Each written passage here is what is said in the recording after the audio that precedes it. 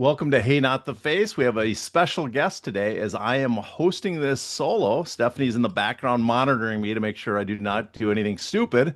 But I am hosting this solo, but I have a guest with me. So I am the host, but the guest taking my spot is the immortal Matt Brown. I guess we could use the term legendary, former retired UFC fighter. We got a long list of his accolades here. 16 years in the UFC. He had 30 fights in those 16 years, nine performance bonuses, the most KOs in UFC welterweight history, and right behind Derrick Lewis for the most KOs in UFC history, most finishes in UFC welterweight history. God, this just keeps going on. Bloody Elbows 2012 Fighter of the Year, in 2017 Knockout of the Year versus Diego Sanchez, and a two-time Sherdog All Violence team. So that if you don't know who the hell this guy is, then I don't know what you're watching the show for. I'm pretty sure you know who it is. But welcome, Matt Brown, to the luminous Hey Not the Face podcast. Yeah, thanks for having me, man. Oh, thanks for coming on. So I wanted to talk to you about a bunch of stuff because there's a bunch of important stuff happening in combat sports. And you have been actually somewhat vocal on your own podcast with you and Matt Damon. You're a call into an athletic commission that you did, and also the Hawani show, your interview. So I wanted to talk about some of these subjects, but first I want to ask you, how has retirement been for you? It's a little bit overrated. Do you have an No, urge to go, do you have the urge? Because I know some fighters talk about that they can't get rid of the urge to go back and fight, but some fighters uh, seem. certainly all the time. And then it usually gets killed pretty quickly when I go in with one of these up and comers that we got that are in their prime and tip top shape, and I'm just not in that kind of shape anymore. And I'm like, man, I'd love to do this, but I don't know if I feel like getting into that kind of shape again. I don't know if my body can handle it because, Yeah. um, you know, the, my body's been through a lot, man. So Yeah, I mean, we just said 16 years, 30 fights just in the UFC, not including before. The yeah. part people seem to miss about MMA fighters, and this is a conversation I had with multiple fighters, is they see the results in the cage and say, "Oh, you just fought a few times, a few minutes." They don't realize the amount of wear and tear that goes in for the years and years just to get to that point, and it all Yeah, kind of and adds I think up. a lot of people also may not know. I didn't even start training till I was 24 years old. Yeah. Like I'd fought a few times before that, but I hadn't really started training. So, and then I was on the Ultimate Fighter when I was 28. So, Mm. like you could imagine the amount of work that I put in Yeah. to achieve that quickly, and then kind of learning on the job at the same time. But um, I mean, I just when I look back on it, I'm like, man, because I'm coaching a lot of guys now, and I tell them, don't do what I did. Like I did a stupid amount of work, like a legitimately stupid amount. Yeah. Well, And it doesn't seem like in some ways because you came of a generation, I guess.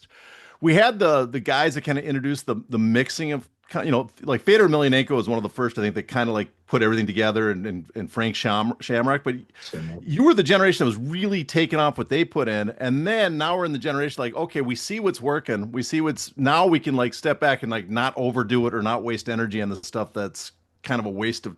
We don't need the Pat Miletich system beating the hell out of each other's shoot box in the gym anymore. In other words. for sure, yeah, yeah, and I didn't realize that coming up. My mindset was okay. I'm gonna go fight. And okay, if I was going to go in a swimming meet, what would I do? I would go swim. If I was going to race a car, I would race cars all day. So when I was like going into a fight, I thought, well, I'll go into the gym and fight. So I probably had thousands of fights Yeah. outside of the actual Yeah. rings or octagons. But I mean, that was the James Toney method of getting better. Yeah, Constantly, yeah, constantly sparring and live sparring. I mean, hard sparring. yeah, So, which I don't know is yeah, the best, but and that's what that's what I think. Like guys, the coaches that I worked with, like no one expected me to be what I became. Right. So no one was like giving me extra time or like, hey, bro, you should do this or do this. Like I was figuring out on my own. And, when you're kind of a young kid with a lot of energy and hunger, you kind of, and you're kind of doing what you want to do, you're probably not going to do it the smartest way. Right. You need someone that's been there, done that, someone to slow you down and tell you what not to do, more so than someone to tell you what to do. Yeah. I mean, okay, but even though it would have been helpful probably to have someone to guide you better, better mentor, I guess, but is there some satisfaction like an FU, like I did this on my own and none of you guys helped me? Yeah, in a sense, yeah. Um, on the other hand, I do look back and think, man, if I had the proper mentors and proper coaches, like I could have done a lot more than I did. And that's probably my, I don't know. I think we have evolutionary wise, we kind of see the negative, right? And I see what I didn't do versus when you guys talk about my accolades, I don't think about that so much. I don't think about what I did. I think, more about what I didn't do.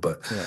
But I don't honestly look back on a lot anyway. I think more about what I'm going to do next anyway. Yeah. So Okay. So now to go forward, Dana White, says this is kind of one of his things he says all the time. And I don't want to I'm not going to, the show, just as everybody out there, this is not going to be a Dana White crapping show. I'm not going to do that. There's none of that. But he has a comedy concept. He says that MMA or the UFC is not a career, it's an opportunity. And do you yeah. think you were able to take full advantage of the opportunity they offered you, and do you agree with that statement at all? Well, I mean, I agree with it in the sense of that's what it is right now. Mhm. Right? It's not a career. I'm not. I don't. Not in agreement that it shouldn't be able to be a career. Um, but yeah, of course, that's what the UFC in their mindset. That's what their mindset is, right? And that's what they in their head. That's what they're providing you as an opportunity. I understand where he's coming from. Um, and I'm sure we'll talk about the Ali Act and the different stuff, different issues you have with the UFC. And, I would kind of have to dig deeper into that to kind of explain my personal thoughts on that. But, it should absolutely be able to be a career for someone as big as the sport is now, right? I could see in 1995 where it's an opportunity, but at this point, I mean, I think it should be able to be a career for sure. With the amount of revenue they're making and how much we know how much they're Yeah. making. But you were on your podcast, Damon Martin. You had an episode, and you had a comment. And I shared it a lot with a lot of people because I thought it was so profound. Kind of sums up what a lot of other fighters tell me.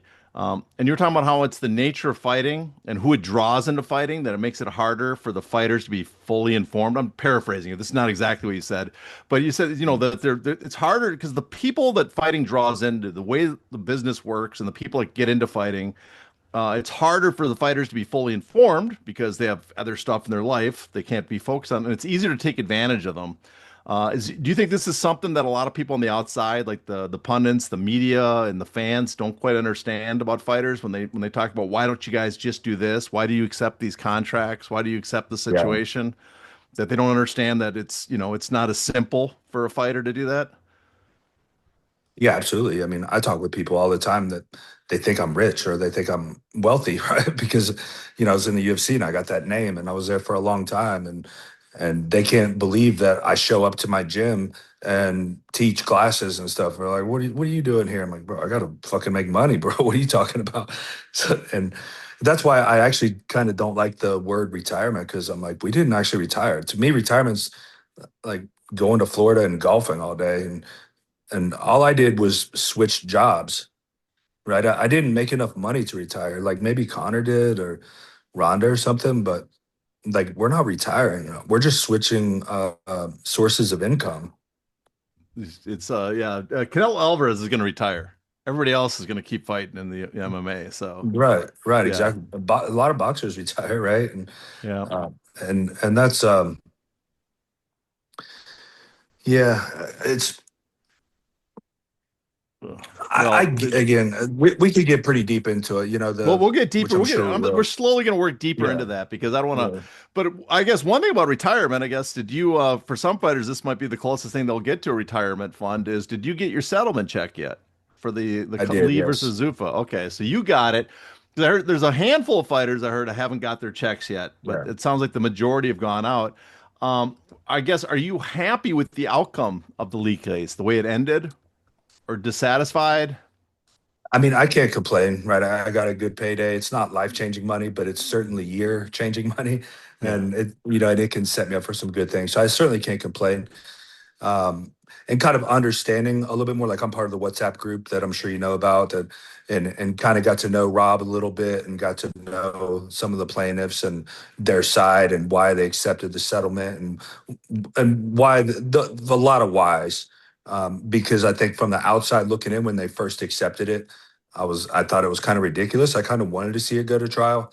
I think we'd even talked a little bit about it and on Twitter or something. And, in my head, I was like, we need to go to trial. Like everything is set up perfect and, we should win this.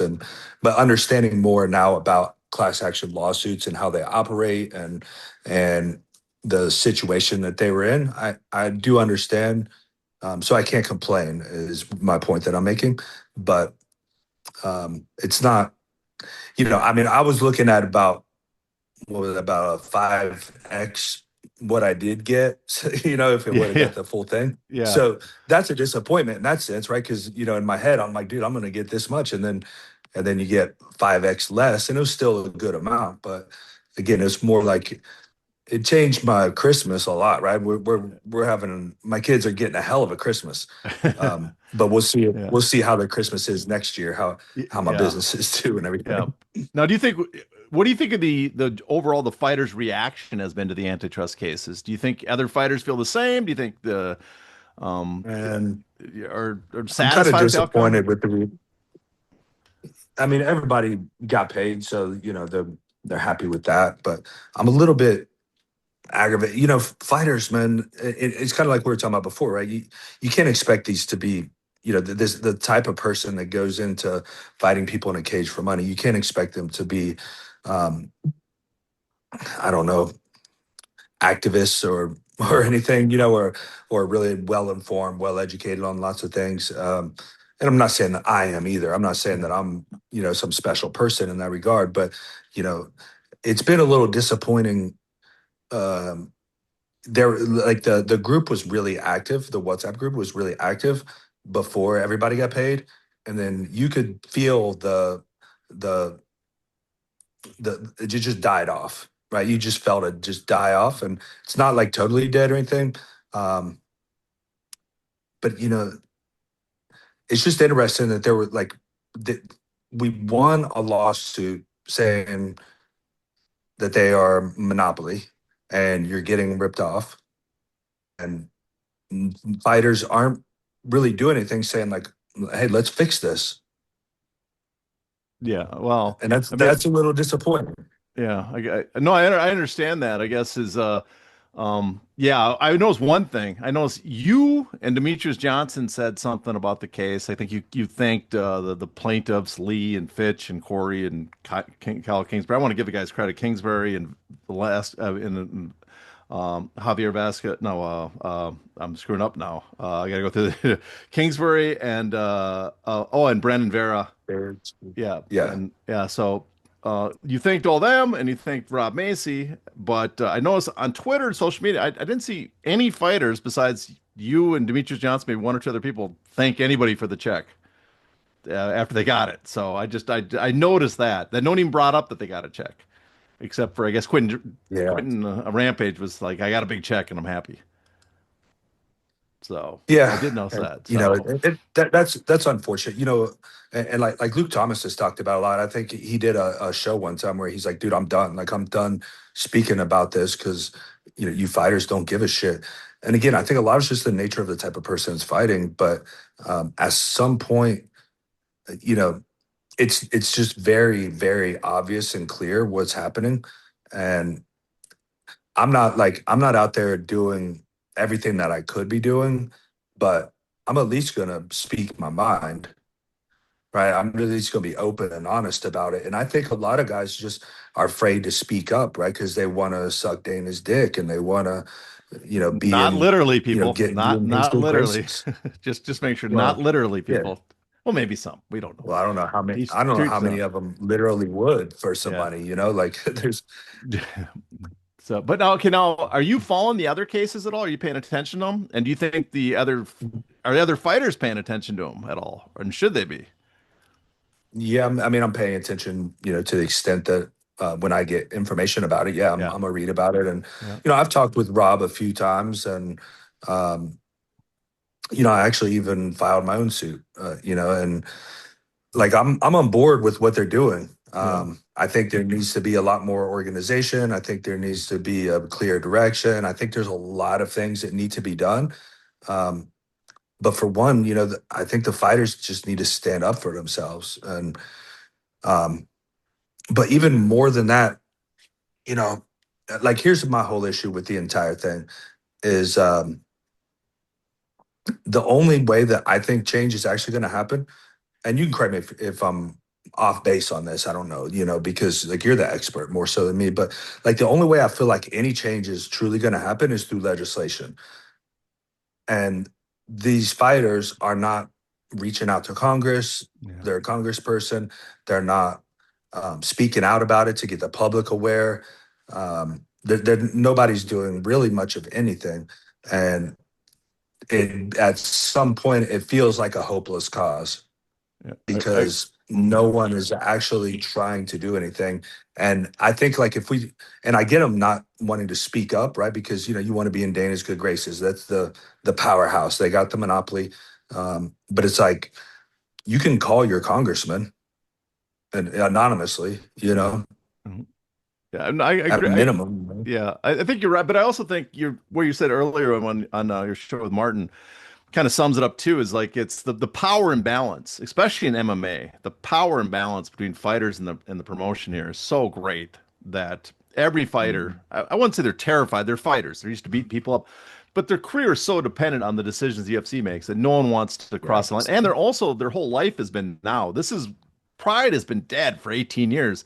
Their whole life has been the UFC is everything. There's no other place you want to go but the UFC. If you're not there, you're a Yep. nobody in the business. So you put those two things together, and it's kind of understandable. But to get back to the antitrust suits really quick, I've talking to some fighters. I am somewhat surprised that considering the payout for Lee and the possibility of what's on the line for Johnson. One, it could impact the industry, potentially with injunctive relief, but also another check for fighters. I mean, you fought in Yeah. the Johnson period. You could have another check. Is it surprise you that some fighters don't seem that interested or paying attention? Considered like, guys, there's a potential check at the end of this if this goes our way. Yeah, I think it's not the low hanging fruit for him, right? And again, like when it even crossed my like I had a hard time even kind of speaking my own mind because I've done this podcast with Damon for a couple years now and actually just started my own shameless plug there. And things would come up and in the back of my head I'm like, well, that's this is happening because of the UFC's monopoly and there's a lawsuit against this, right? And it's all wrong and this and that. But I didn't really didn't really say anything, right? Because we're brainwashed into believing like the UFC is God and Dana White is the king of the world and everything. Um, and eventually I was just like why am I not speaking my mind? Like I'm not that guy. Like I'm a fucking fighter, Like I'm a grown ass man. Like nobody should tell me how to say or what to say. So I've never like meant to be like an advocate of this or anything. And like going on Ariel's show, like, one of the biggest shows there is, and it was like specifically about the Ollie act and stuff. And I was blown away. I was like, why are you picking me? Like literally all I do is just say what's on my mind. I And think I think what they picked you though is because you're one of the few fighters who's not a named plaintiff in the suits. I think everybody accepts that like Cajun Johnson's going to speak up because his name is on a complaint there, against the UFC, but everybody else seems unwilling to speak up or say anything. I don't want to say, just even to say anything. They've kind of, and you're still renowned enough, well known enough that people want to hear from you. I hope I didn't lose you there. so My yeah, I pros. mean, I Yeah. mean, I do get it, but Yeah. my point is like I just never I wasn't trying to be like the advocate for this, and I'm happy to take that part if that's what the way it works out. I don't know if I'm qualified for anything, but whatever. My point is like all I ever did was just speak my mind. And I think fighters just don't speak their mind. And I'm like, dude, I'm a grown ass man. Like, you're not going to tell me what to say. And I'm not going to like toe the line for the rest of my life so I can get tickets to the UFC. You know what I mean? Like, Yeah. what, like they're not doing anything for me now. Like, of course I can go to a UFC if I want, but It's like, am I going to do that just so I can go be on the big screen at the fucking next UFC? Mm. Also, I think you think it's a big part of it too is that again, because fighters, this is the only business model they've known for basically their whole career Yeah, now. And yeah. even if they see boxing, I mean, I've talked to a lot of fighters. I don't think they can believe how much some boxers make. It just does not Mm. seem. They think it's made up or fake or that's invented. And you're like, well, we It's have crazy, like right? we have filings in courts just like you guys. We have like their company house filings where we see that they made tens of millions in 1 year in the UK. So Mhm. we have information that they make a lot of money. Some of them, not again, not all of them. It's the sport is, the one thing always people bring up is like it's only the top guys that make money, and I'm like, well, it's only the top guys that sell the tickets at the same time. So not to be Well, mean to other fighters.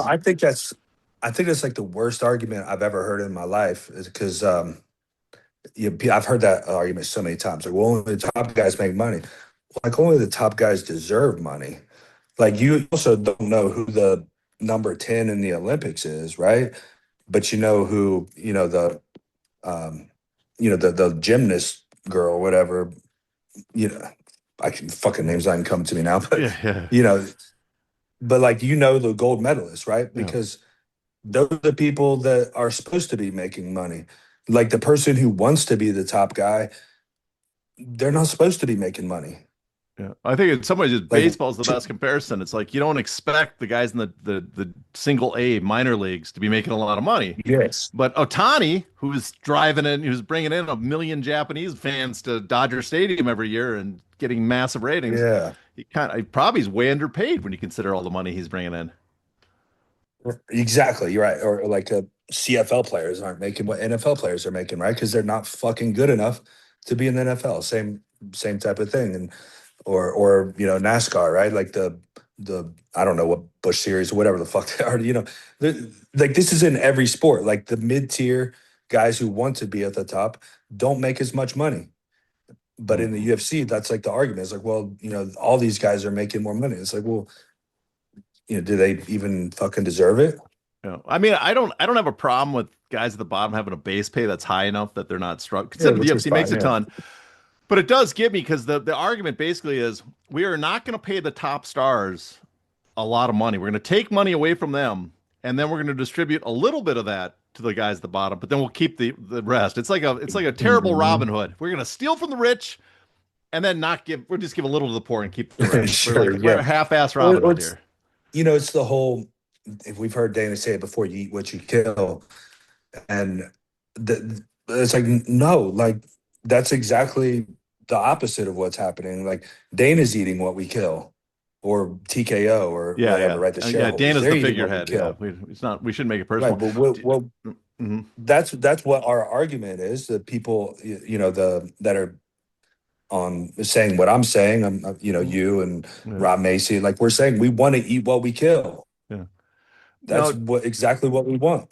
no. Here's one. Do you think fans? I think both fans and fighters. Do you think they struggle with the idea sometimes that you can criticize or disagree with the UFC's actions, but that doesn't mean you hate them? Because there seems to be a thing like if you criticize the UFC, you're on the you hate the UFC and want them to Yeah. go out of business. Well, I think part of the issue is like a lot of these guys. I'm not going to name specific names, but a lot of these guys actually do, and they come across very disgruntled. I remember there's like an article when the lawsuit first came out, like six disgruntled athletes or something, right? And this is the common scenario, but the problem is some of them are, and usually the most outspoken ones, they actually are disgruntled athletes. And I've actually said this in the group before, like you guys got to chill out. Like the UFC's not doing anything wrong, right? That like if you own a business and you can pay your employees $10 an hour, and there are people like watering at the mouth to come work for your $10 an hour. Like, are you really doing anything wrong for not paying $15 an hour? Now you could get into like the morals and ethics, but I'm talking from a Yeah. pure business perspective. Like the job is to fucking make money. Um, So like I've tried to argue this with them. Like, look, you can't hate the UFC for what they do. They're a profit machine. They're printing money. They're worth billions of dollars. Like this is what every business owner dreams of. So you can't hate them for doing that. That's why I'm so big on, like, it's the legislators is the issue that I take issue with, because they're the ones allowing them to do this. Yeah, I'll say one thing. I'll push back a little bit. I think they're Yeah. doing something wrong. I think they're violating antitrust law, but so are a bunch of other. I Yeah. mean, I think Apple's violating it too, and the courts let them get away with it. I think, Fair. and I think, but I don't think we can pick on the UFC and say, oh, you guys are uniquely greedy and evil. When if the UFC Yeah, wasn't fair. there, if those guys weren't there, some other company would come and if they were allowed to, they would do the same thing. It's It's like when it's kind of everybody the you're from it's kind Ohio. of It's if, like when if everybody moved the jobs to overseas, the manufacturing. It's like, oh, make it in right. America. Well, as soon as someone goes to overseas and has a cheaper product, everybody in Ohio's getting fired because they're moving it overseas where it's cheaper. Doesn't matter Yeah, how it's like if how you're not pro-American cheating, patriotic you are, you have to do that. yeah, if you're not cheating, you're not trying, right? You know, and that's again, like, I think vast majority of businesses, especially when you get to a certain size, they're going to start going into all those gray areas if you have the money to afford the lawsuits, which Yeah, obviously UFC does, right? So yeah, it's like, are they wrong for doing that? Again, you could I think there's a moral, ethical argument, and like you're making a good legal argument. But like if I'm the UFC, if I'm in Dana's shoes, I do exactly what they're doing. yeah, Maybe in a yeah. different way, my Yeah. own style or I whatever. mean, But like, I probably wouldn't, but then I'm not the type of person that's gonna be worth billions. There's a mentality that comes with being worth billions, and if Dana White, the yeah, thing is, I can't sit there and say, oh, Dana White's uniquely evil. No, because if he wasn't there, someone else would be doing the same thing. That's exactly, always been my argument. The UFC TKO, someone else would be doing the same thing because exactly. the system is like you said, it's the legislation or the court system. They're not the protections that should be there are not there for fighters. I think it's the system we've designed for fighters has been terrible for them. Yeah, and that's exactly my argument. And I know we've talked a little bit, like, uh, I don't know if it would say argument, but a little debate about like different political type stuff. We have like very different views, Yeah. but but the but our points are still the same though, right? Like, what they're doing, like you said, is not uniquely evil, and they're not like these sick people out there like trying to just fuck fighters because they want to see humanity crushed or some shit, right? They're not a bunch of Hitlers or anything. Like, they're running it, in my view, they're just simply running a business to make as much profit as possible. I do the same thing at the gym that I own and run. Yeah, you're a mini Hitler at the gym. No, just no, I'm just kidding, just kidding. No, but but that's the point. I think that's why I think I'm not I listen. I'm a capitalist, I believe, but I'm like growing up. I grew up in an era where capitalism was like we don't let the one guy with all the money and power just run over everybody else. It was like we have to have Yeah, competition. And I think that's the problem is we have not set up a system, the protections there for fighters should be there that it's and my fear is now do you have a concern ever that the UFC the way it's been kind of evolving over time and I've know we've talked about this on the show sometimes that they're focused on gambling and the mm, brand is kind of stripping fighters of their importance because people watching are watching just the UFC, and often they're watching not to see the fight they want to see. They're like, "Man, I got a parlay going," and they don't care who's fighting. They're just looking at the odds, and it basically strips fighters of their individual importance. They're even more replaceable than they were before. yeah. I never even thought about that, to be honest, because I'm not allowed to gamble in the UFC, right? Like, I've tried to sign up to DraftKings before, and they won't even let me sign up, right? But Yeah. so I'm pretty far disconnected from the gambling stuff, and I was like, all this gambling stuff has come up. Like, I've never been approached or anything like that, and I've never seen any of that kind of stuff. So that's all very like new, foreign stuff to me. Hmm. And I don't have Do you enough experience or knowledge in it to comment on it, really. do you think on some of the gambling how it's so easy to get insider information because it's just easy for someone. It doesn't have to be a fighter or coach. It's just someone to show up at the gym and know people and just go, that guy's hurt. I got to go back and report to other people that this guy's Well, hurt.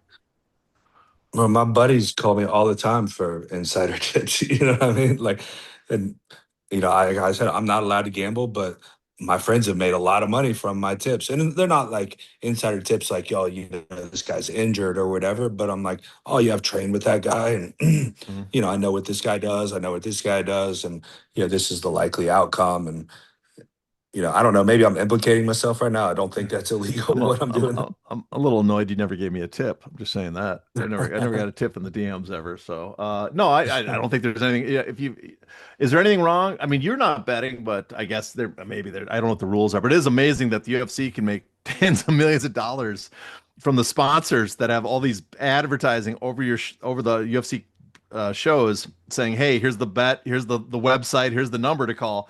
And then you go, well, how much are the fighters getting of that? Because people are betting on them. Zero. They're not even allowed to gamble on it. So I always find that somewhat Yeah. remarkable. Well, Yeah. I think it's interesting because one of my concerns about the way the UFC is operating business is the longevity that they're gonna have. Because as far as we've seen for so many years, and I've never thought about it from the betting angle. As far as we've seen, we've they've always had disposable fighters, right? There's always the next guy begging to get in there. Um, I just wonder how long the quality of good guy is going to be, quality of replacements are going to be. Um, and the part of that is particularly in America.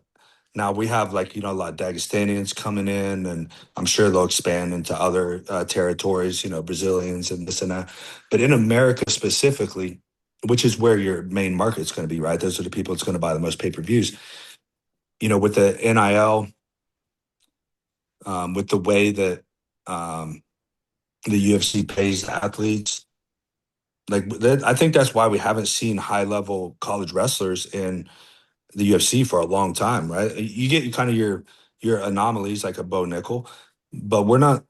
For a long time it was kind of like, but specifically like right before NIL, it was kind of like you're a really good college wrestler. You need to be going to fight MMA. Like this was the pipeline that you thought was being built, and then NIL comes along, and now it's like I'm getting 100,000, 200,000, or whatever, plus my college education, living a good life.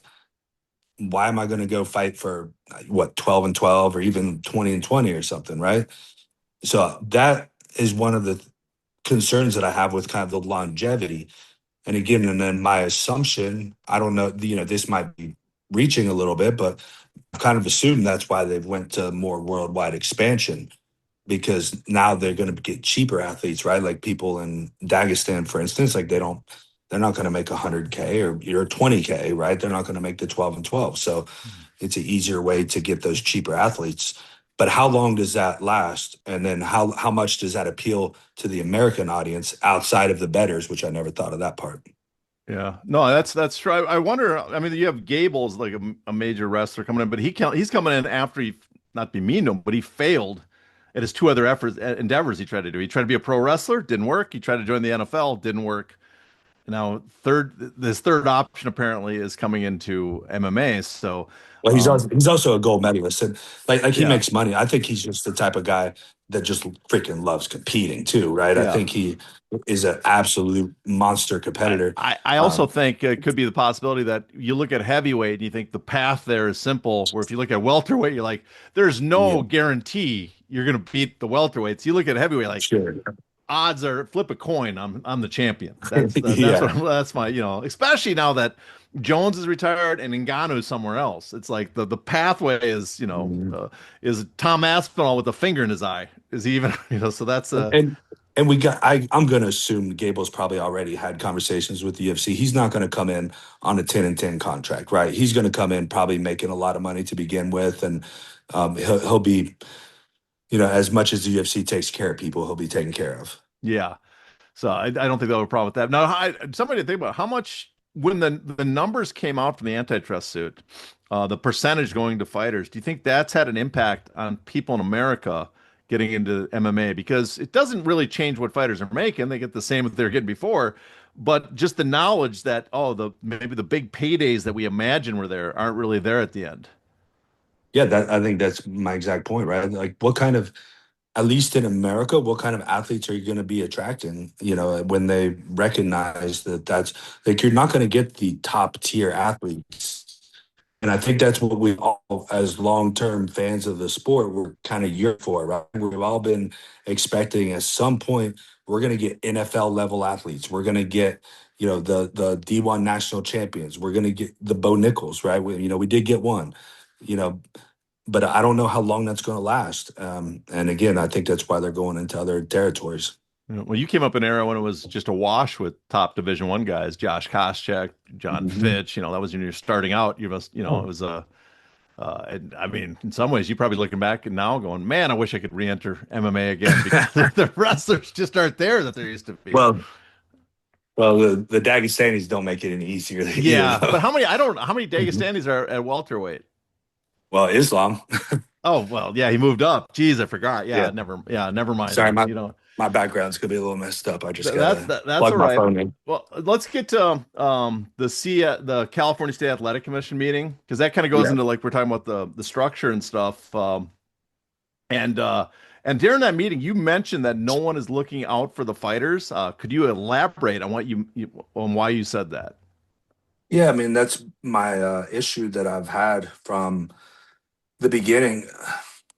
You know, when you're fighting, you can't really think about that stuff, right? And that's another one of the reasons if there's an active fighter getting a payout, or one of us is calling them and being like, bro, you should be speaking out. Like, one thing you have to understand is when you're a professional fighter, any professional athlete, but particularly a professional fighter, your entire life, your day and night is focused on being the best that you can be. Like, you're not going to stop and think about your money as long as, and I think this is the majority of athletes. I think there's the Francis Ngannou's and there's guys that um, have different mindsets about it, but the majority is going to be, how can I do the best that I can be today? And I'm a warrior. I need mats. I need a bed. I need food, right? And I Yeah, probably need some sex every now and then, right? yeah, Something like this, right? Their mind is not on like how do I maximize my money. That your idea is how I'm going to maximize my money by going and being a fucking winner, right? yeah. So Everything will be take care of itself if I win. That's it. Everything. yeah, Now that goes yes. Now, to add on to Kung Lee. I think it was Kung Lee that said this once years ago that one of the problems with fighting too is when you're coming up, you all you do is train, like you said. You're beat down, you're tired, but also you're often cutting weight. And when you're cutting weight, all yeah, you think about is fucking food. He said, all you think yeah, about is food. You don't care. That's why when they put the contract in front of you while you're cutting weight I think that's why one of the reasons he got annoyed with the UFC is like I'm cutting weight and putting a new contract right in front of me. Like this is the one time I do not want to see this. yeah. So, And like I said, the fighters, even not cutting weight, like their minds just don't go there very often. And the reason that our minds don't go there is because we have fucking managers we trust, and we have athletic commissions that we trust, and we have legislation that we trust.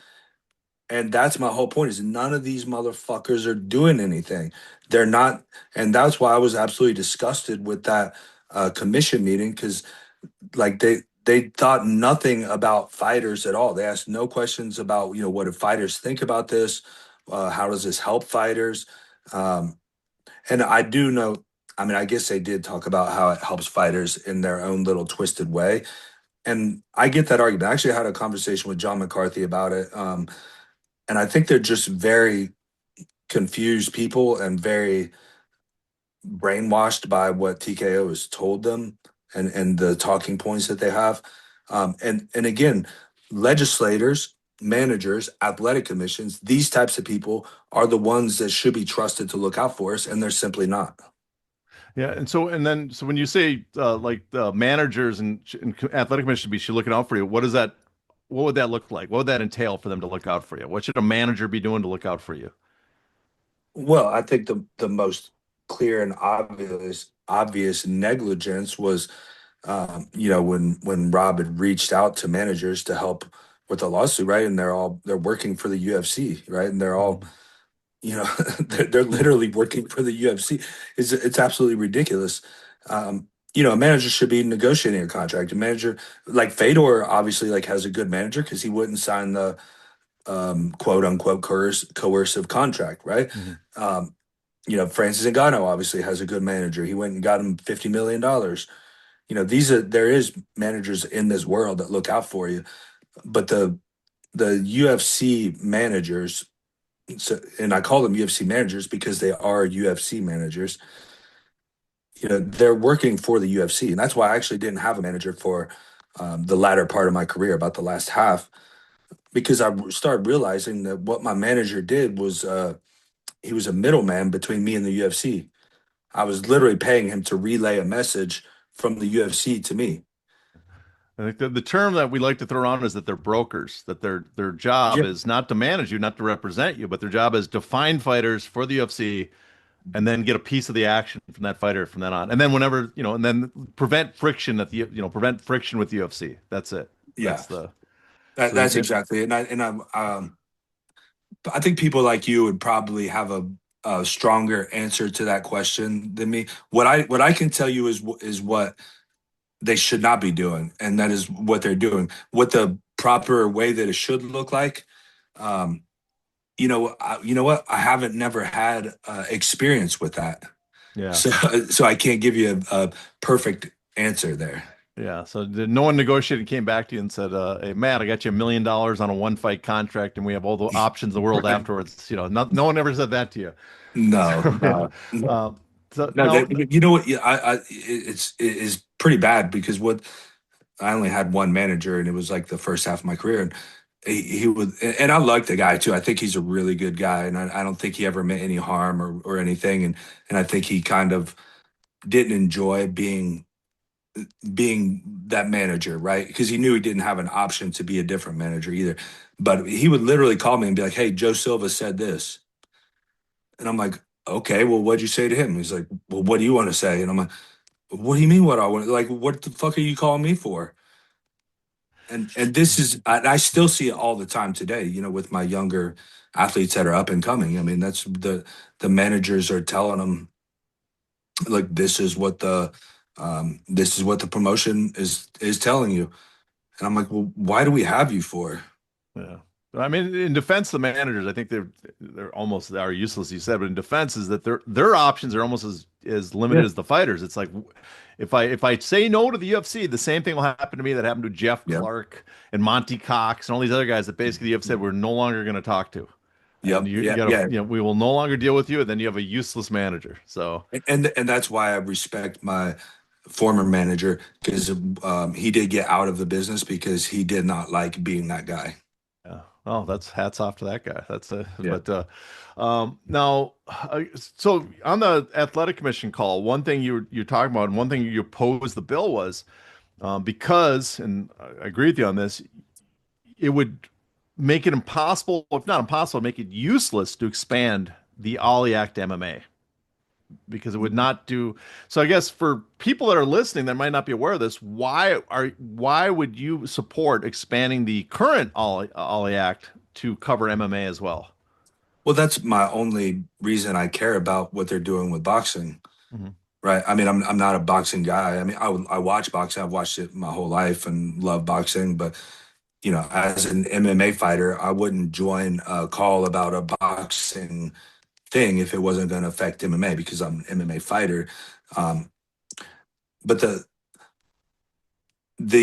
again, kind of circling back what I said before, the only answer to this is legislation, Yeah. in my opinion, Yeah. and the legislation that we need is all the act. Mhm. Or, I think the Ali Act has issues too, and I think you probably agree on that, right? It's not perfect. It's not the greatest piece of legislation ever written. I think it could be updated and better. Um, but the way they're updating it, make it better, or They're what they're calling making it better is not yeah, it's not doing the not making reverse. Yeah, it. no, I think it's the biggest problem that the Ollie Act for me is it didn't go far enough in making clear Mm, what the rules and how it's going to be enforced. And what they're yeah. doing here is saying we're going to give us a workaround so we don't have to even pretend to follow it. We can just ignore it completely. And I don't agree with that. But for fans, I guess I think what they miss is the idea. how big it would be for a lot of fighters if someone besides the promotion controlled the title and rank. And I know a lot of people get outraged by that. They hate the idea. But just on it simply makes a lot of sense. I mean, just the simplicity of it, because if the promoter owns the title and ranked, they don't have to fight with anybody over the fighters, because it's like, well, if you leave the promotion, you're no longer ranked. And if we control the title, we can say you have to, if you want to fight for the belt, you have to sign a contract that's so long you're never going to leave. So there's no Mhm. chance to drive up the price. But if someone else holds the rank and title, the promoter can't sit there and go, well, you have to take this really shitty contract to get a good fight with us to fight for the title, or you've got to you've got to we don't like your style, we're going to make you fight five opponents instead of one to get a chance at the title. There's just Mhm. a long list of things that I'm sure drive fighters nuts. Also, the fact that if you have more influence, someone could guide and protect your career more, because a lot of fighters, I think, they get to a ranked position and then they get thrown to the wood chopper, and someone needs to sit there and go, as a manager, go, yes, we should take a step back, rebuild, instead of keep throwing you after killer, and get a chance to like recreate your career and give you some longevity and another shot at the top guys. And Yeah, all that seems to be missing currently in MMA. yeah, which is it's interesting because you see clear examples of that right now with Movsar Evloev, Armin Sarukian, um, and look like and the sanctioning bodies have come under a lot of fire lately with Terrence Crawford and these things. They're not perfect either, and people argue about the issues with the WBC, WBA, having so many belts and everything. Um, and the fact that they have, because I will agree, like WBC, WBA, IBF, all these different sanctioning bodies have not done the best job. I think they could all have done better. Um, and I think the UFC is really, or TKO, or whoever, the Ollie Act people. Um, I think they're really exploiting that right now, right? Because those organizations, sanctioning bodies, I'm sorry, have kind of shot themselves in the foot, Yeah. right, by No. not doing a good job, and they're being exploited right now for not doing a good job, and I think they could have done better. But when you have situations like Armin Sarukian right now, I think you know I think that's like the about as clear as you can get, that you need a third party saying this is who's going to fight. Yeah. No, 100% agree. I think the sanction organizations are terrible. If you're going to if you want to fix boxing and fix the Ali Act, go back and write parts that say this is what sanctioning organizations have to do to clean up the sanctioning organizations. Don't say we're going to get rid of independent titles, because now you have the opposite problem. One Mm-hmm. problem is it's a chaotic mess and doesn't work. The other problem is we're going to have one company control everything and pay as little as possible. Both are terrible. Let's find a middle ground there, I think, is the answer. Let's Well, clean. what you're saying right there is really what they're exploiting and trying to sell this bill. Again, like, so because there's an extreme mess on one side, they're like, okay, well, we have an extreme fix on the other side, and Yeah, of course, they have a lot of lobbying money and yeah, control of people in Congress, which obviously we could get as deep as you want into those yeah, issues, yeah, which is just an issue of, I think, politics in general, but yeah, specifically Western politics. yeah, And yeah. Well, there's two problems. One is the UFC TKO, I should say, is so wealthy because they pay the fighter so little. They have so much extra money. They can. I mean, that's the truth. The company's worth a lot of money because the fighters get paid a little. If the fighters got paid 70% of the revenue like boxers, the company wouldn't be worth that much. So they have all this extra money to spend on stuff. But the other thing is just, because some people from Congress reached out to our show to get, like episodes to look through. It's just a realization that there's just so little knowledge and interest in Congress, and also because no one is really, so few people are contacting them trying to say, hey, this is important to yeah, us. It's like, for them, it's like a bunch of lobbyists show up with a pre-written bill and say everybody loves it. I guess it kind of reminds me of what happened to Reebok, because I don't know if you're aware, apparently the UFC sent Ronda Rousey, Chuck Liddell, and who else? Forrest Griffin, or I can't remember who, Matt Hughes, to Reebok, and they said the fighters are going to love this, that we have this new Reebok and we don't have to get sponsored anymore. And Reebok believed them. And then we're shocked when you guys were yelling at them when they showed up to give out the kits. So I think that's Congress that, if someone's come with a message and no one has a counter message, they're going to believe it. They're like, oh, That's I didn't. yeah, and that's the power balance I've talked about. And you know, and look, I do give like a little bit of um, leeway for the congressman because again, like you said, there's only one side really coming at them, saying they're only hearing one side for the most part, and then they get, some guy like me who's, I mean, I have a little bit of prominence, but not nearly what others have, and calling them and I don't have like some pre-written speech that's brilliant, and I probably it probably doesn't sound better than something off of fucking Chat GPT or something, right?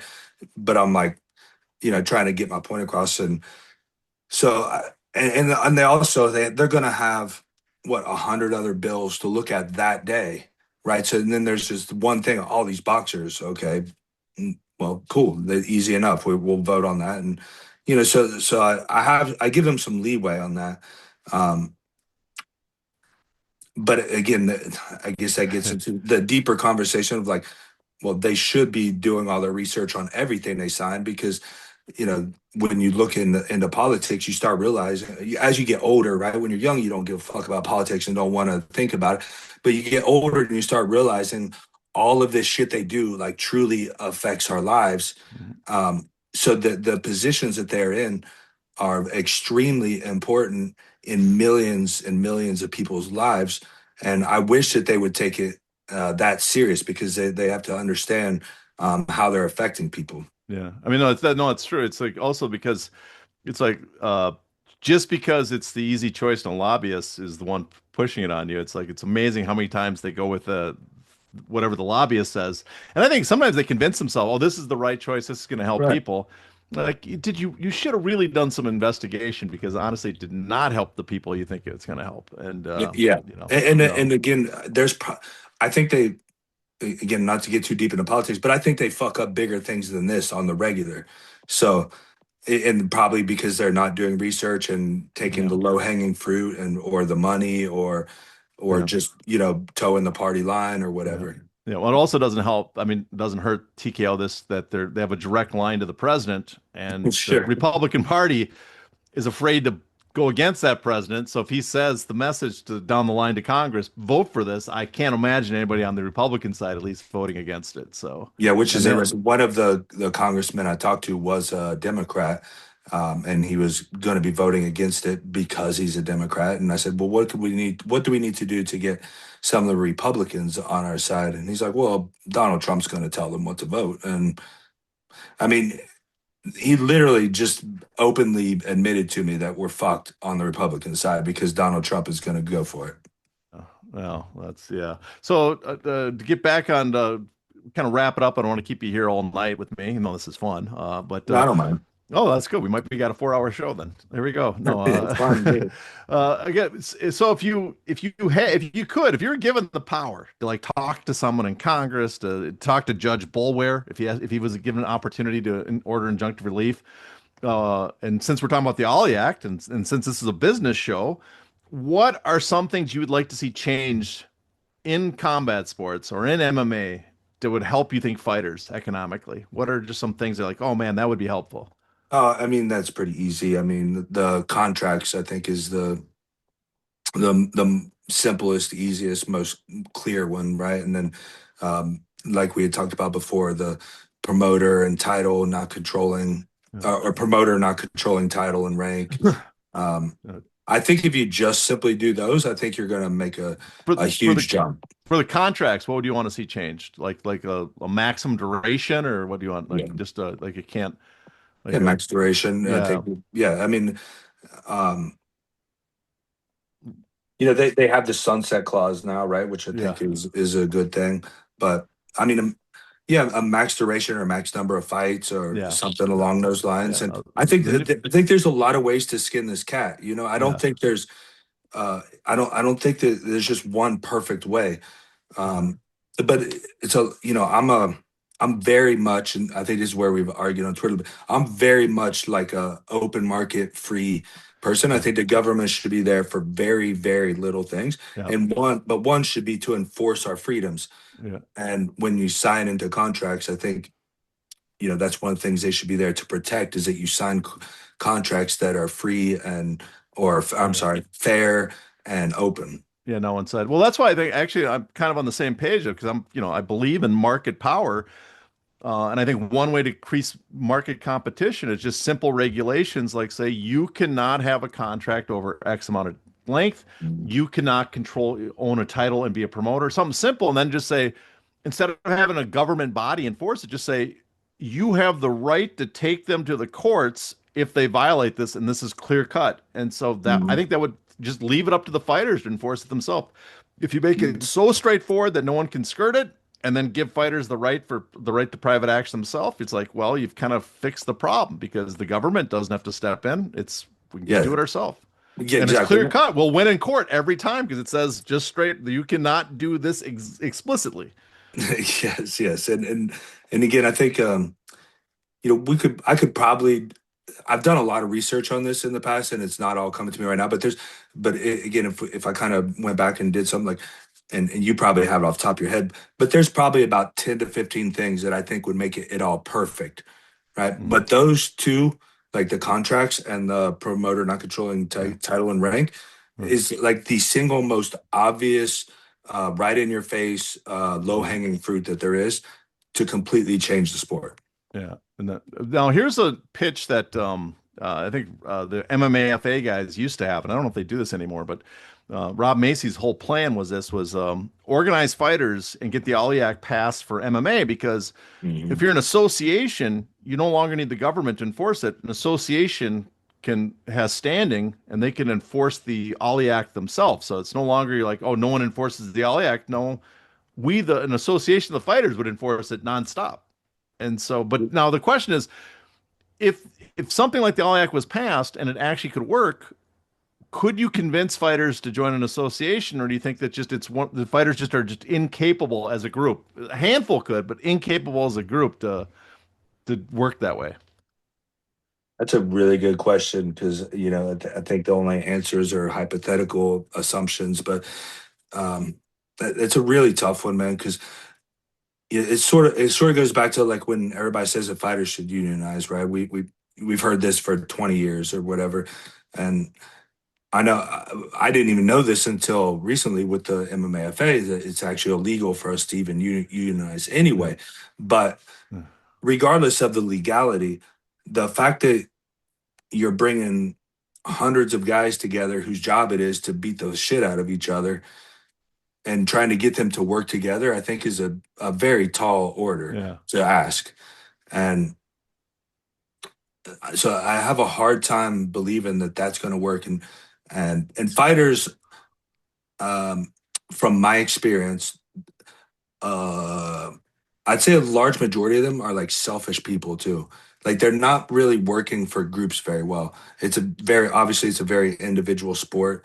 Um, and I think but also I make this argument a lot. There's a difference between being self-centered and being selfish, right? Like I always believe, I have a family and stuff, and I've always been very self-centered because my brand is me, so I have to center my life around me and do the best that I can to perform the best I can. But being selfish is different, right? And I do think that there's a large majority of fighters that are actually selfish people, which is a negative thing that you Yeah. don't want. And when you bring a bunch of selfish people together in a group, you're going to have a lot of problems. And especially when you have a lot of alphas that are all contracted to beat the shit out of each other and try to ruin each other's careers, I think you have a lot of problems bringing all those people together. Mm. Well, one thing is for the selfishness too, and for fighters, I think one problem when people say you should just unionize is you guys' careers are generally pretty short. You're not a Yeah. bus driver that's got a 20 or someone working at a company has a 20, 30-year career ahead of them. You go on strike now, you'll make it up. If something happened, there's a labor shutdown, you're like, this might be 20% of my career gone. I might lose Yeah. and this might be the window of opportunity I have to actually win the biggest fight of my career. This is my peak. Yeah. I And can't I can't do that's that. that's such a great point too, because then, you also have all different ages too. Usually between about 20 and 40 is kind of the average age. But if you're a 38-year-old guy and you got one fight left, you're like, dude, I'm not fucking going on strike. And then you got a 20-year-old kid who doesn't know what the hell's even going on. Like he's probably Yeah. not going to strike. But then you got that 30-year-old who just had a kid and he's like, man, I need to make more money. I'm getting ripped off or whatever. And then he wants to strike. I mean, you got people all these different phases of a career. It turned into a goddamn mess. And but my point is going back with the association, Yeah. I don't think it would be a whole lot different. Yeah. And we've seen it a lot in this WhatsApp group. I mean, guys are, the whole group, there's a lot of fighters in there, and boy, it turns into a shit show a lot. I Well, mean, yeah, yeah, I can imagine. I can yeah, imagine. A lot of it's hard gripe. to read. It's hard to read through it sometimes, and I always make sure to take the time to um, get caught up and read in on it. But sometimes it's hard to read, man. Um, with a lot of the differing opinions and the way that people express themselves. Um, and I think I'm just a very like logic based person. And I think fighters are naturally a lot of emotionally based people, also, and that creates a lot of problems. It's like if you go to the strip club and it's all girls in the back, they're all fighting each other. Their emotions are all over the place. Yeah, yeah. So it's yeah, I mean, like you said, it's a sport where you're pitted against each other. Yeah, It's not a team. You don't. It's not like you're the San Diego Chargers and you're getting together next week. No, it's like I'm beating the crap out of you next week. You're the guy exactly. that's standing in the way of me getting success. And, Um, and then r- and even and then with all the weight changes these days too, it's like, oh, we could work together. You're a 55er and I'm an 85er, but that motherfucker might be going up to 85 in a year or two, right? So exactly. Yeah, you might be eating a bunch of Twinkies. Doesn't want to weight cut anymore. yeah, and Yeah, and then and lastly, last thing I'll say on that is, yeah, you also have we still have a lot of the old school martial arts mentality of loyalty, right? And it's like, dude, if they're not on your team, they're against you, yeah, and everybody else. So it's kind of you against the world when you're a fighter, is what it feels yeah, like. yeah. I also noticed in fighting for years, this used to be kind of true. Is that there was the mentality, I guess we call pride fighting. Pride's dead, but the idea that it's constantly brought up that you're fighting for pride. You got to prove yourself. And boxing, I mean, is maybe it was more the management for boxers instead of the boxers, but it always was sold that those guys are prize fighters. I am Yeah. not stepping in the ring without getting paid. Where a lot of MMA fighters like I will step in the ring to prove myself, and then whatever I make out of that, that's acceptable. And I think that's a good expansion of what I was talking about with the martial arts and the loyalty. Like there's so much Yeah, of a martial arts influence still. The old school, yeah. loyalty and pride and honor and all this shit. And it's like, bro, like you're going in a cage fighting another dude for money. Like forget all that bullshit, win the fight, get your money, and shut the fuck up about it. Yeah. Now, last thing I want to talk about is Francis Ngannou because one thing I've noticed recently is when he first went to PFL and he got this contract, which was, in MMA terms, is pretty impressive contract, and went off to box. A lot of MMA fighters were very supportive. But I've noticed now that when he's kind of been talking like his contract is up and he hasn't fought in PFL, I've noticed a lot of people kind of turned against him, like he's not a team player. Mm. And that always struck me as a little weird because he's not supposed to be a team player. He's on Team Francis Ngannou, and Right. they're PFL, the promoter. And yes, he has a piece of PFL Africa, but that doesn't mean it's his primary interest. So, is is that something about MMA? It's a little different where people think because there's no, it's in some ways the teams are the promotions, and that fighters are members of those teams. I've noticed that too. Like fighters, people, I'm cheering for a Bellator guy because I don't like the UFC, or I'm cheering for UFC to beat the Bellator guys Yeah, who don't that's like a the good UFC. point. That's an interesting point too, because one thing you realize as a fighter is like the amount of pride and ego boost that you get from putting that UFC by your name, UFC fighter Matt Brown versus Bellator fighter PFL fighter.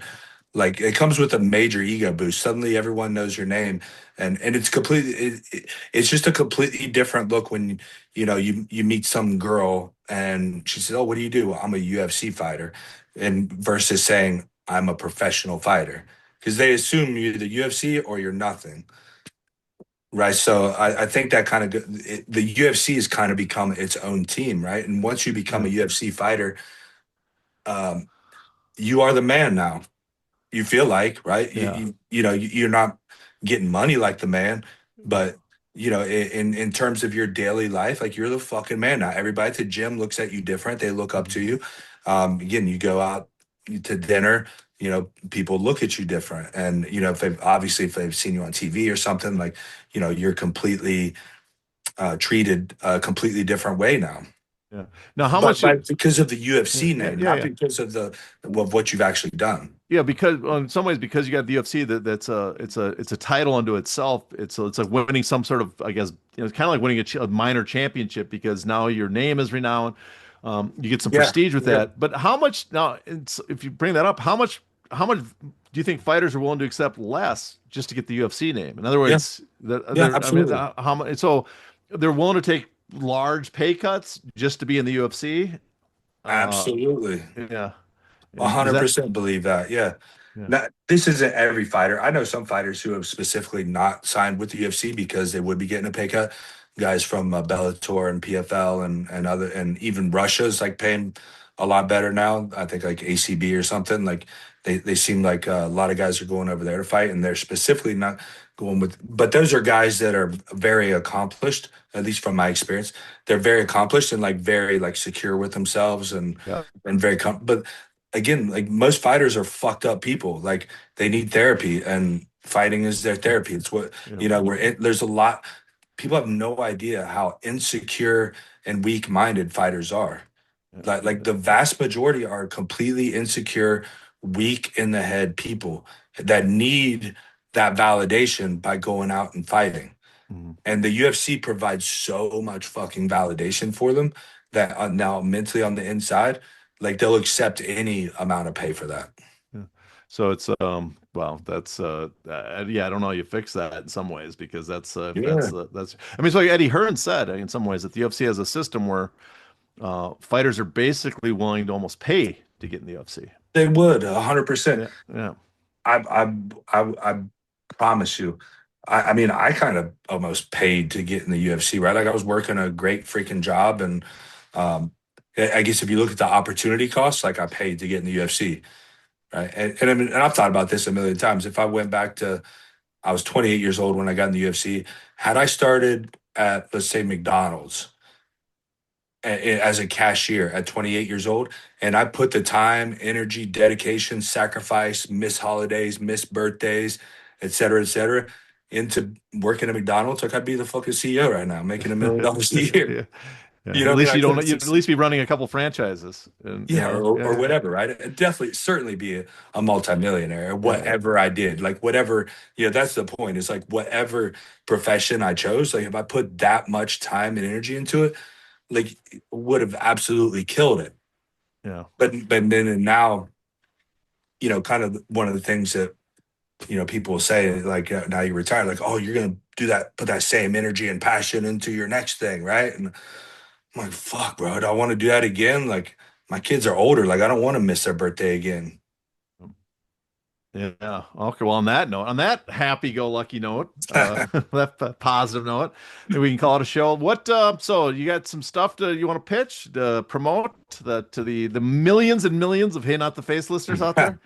Dude, I got a million things to promote now, man. I'm Yeah. doing so many things. I got Well, we'll give you three. Promote three things. Let's go. no shit. Where do I don't even know how to just pick just three. They got the podcast with me and Damon, obviously, and then I Mhm. got my own podcast where I just recorded the first episode a couple of days ago. Mhm. Um, What's it called? Where do we find it? oh, it's going to be Immortal Cast, and it'll be everywhere podcasts are found, of Okay. course. Okay. And Yeah, what's yeah, the we're name? So doing. when people Google search it, it comes up. What's it gonna be Yeah, called? it'd be Immortal Mortal Cast. Cast. Okay. Um, yeah, and then, I got a creatine company now called VitaFuel, VITAPHUEL. Got the coffee company, Mhm. Immortal Coffee, the Zero at the coffee. Immortal Coffee. Got um, you I've been promoting. I do these retreats in Costa Rica. I'd like to get a lot more people down there for that. Next July was our next one. Mhm. Um, I got so many things I'm probably missing some things too. Geez, well, that's a lot. You got your gym. We forgot to talk about your gym. Yeah, that's more local though. So That's more local. that's Yeah, why I well, skipped that people. one. You said three, so I Oh, gave you okay, okay. four. The international ones. Okay, so that's a lot of stuff to keep track with you. So the fighter and the writer, I think that's what it's called, the podcast name, Yeah, right? Or the yeah. writer and the fighter. I might mixed it up that way. Fighter and the So that's writer. an You got MMA it. fight. Yeah, that's some MMA fighting. The Morticast, and then you got creatine. What's the creatine company called? Vitafuel, But VITAPHUEL. but if okay there, and if people want to go to Costa Rica, this is the guy to call. He's got a Bro, I'm telling and you, it's so much fun. You should come. when are you gonna do it? I might come. I might come if I'm not working. Be July 17th in Nosara, Costa Rica, the surf capital of Costa Rica. And all we do is we surf in the morning. Well, I surf in the morning, some people don't. And then train a little bit of martial arts and do some breath work, some sauna, cold plunge, some meditation. Sometimes we'll train again.